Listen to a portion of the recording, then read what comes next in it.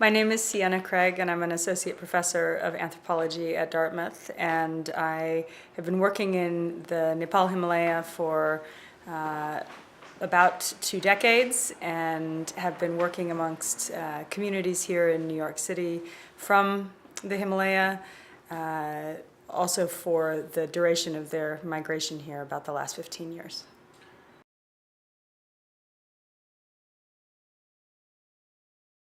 So there are many different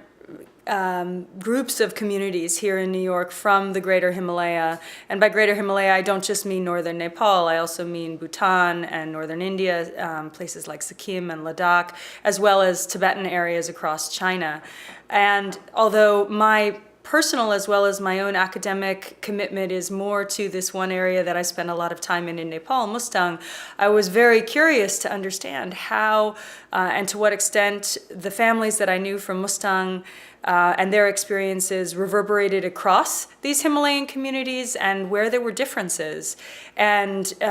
including around these issues of language and culture. So how are the Sherpas, with their efforts to build community centers in a slightly different way and to organize themselves for community festivals in diverse ways compared to Mustang, how is that occurring here in New York? Which communities were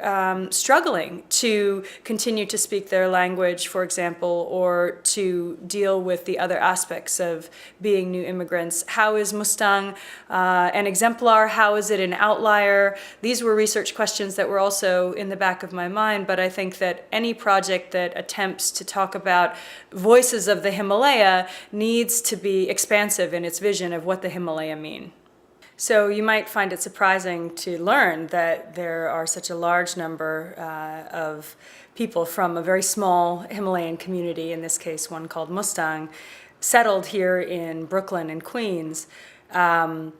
But about 10 to 15 years ago, for a range of push-pull reasons, from education to the desire for new possibilities for income to seeing America as the proverbial land of opportunity, many people have begun to migrate here to New York City.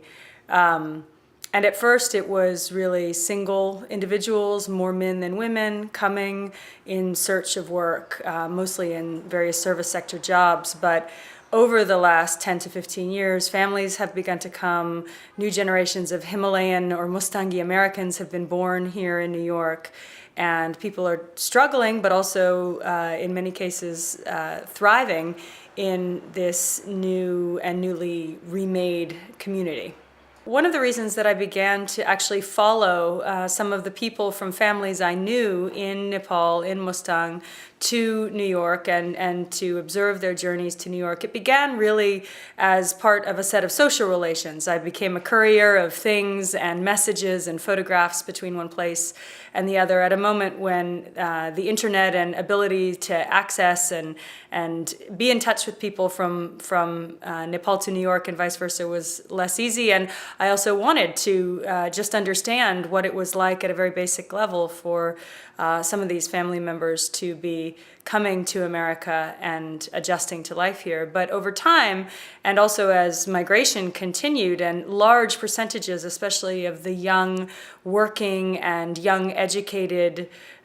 cohorts within this community began to come to New York, I realized that there was a profound research question here about migration and social change. And it was a question I really couldn't ignore. I couldn't do ethnography in Nepal and not pay attention to New York. And I realized that first because of the flows of money and resources going back and forth between the two places, but also ideas,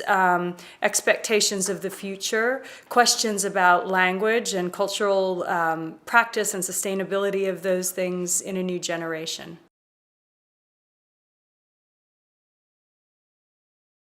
One of the reasons that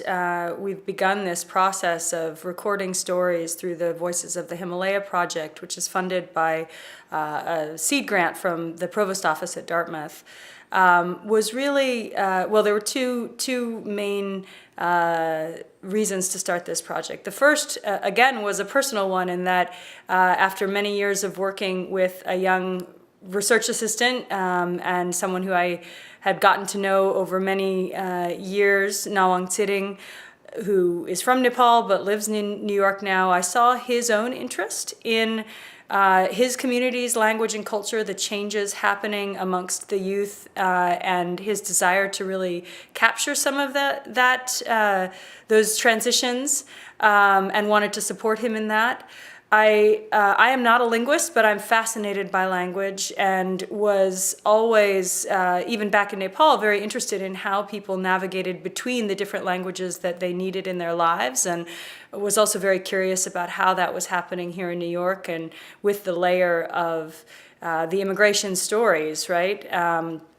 And so with this seed grant, one idea was to record different generations of people and to hopefully through this project begin a conversation or encourage a conversation between and across generations that are finding it more difficult, I would say, to communicate with each other, both literally and figuratively, but also to communicate back at some level these New York stories to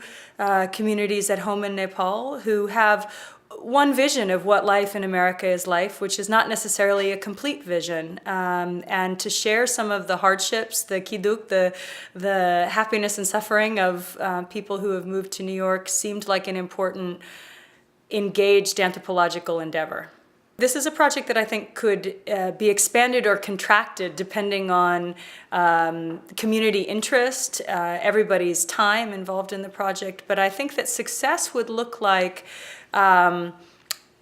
really seeing these videos as the catalyst for new kinds of conversation, especially between young people, but hopefully also between younger and older immigrants. Also a way of thinking about how to teach both my students at Dartmouth, for example, who are interested in the Himalaya as a region, about how the Himalaya as a region is not just confined to Asia, how it is really a global set of communities or translocal sets of communities, and to give very concrete lived experience examples of what that means. But I also really hope that these corpus of videos become potentially a resource for the community themselves to think about self-representation, to ask themselves hard questions about the immigrant experiences that they're going through, and to think strategically, hopefully, about things that matter to them with regard to language, culture, community transition, and how they want to become Himalayan New Yorkers.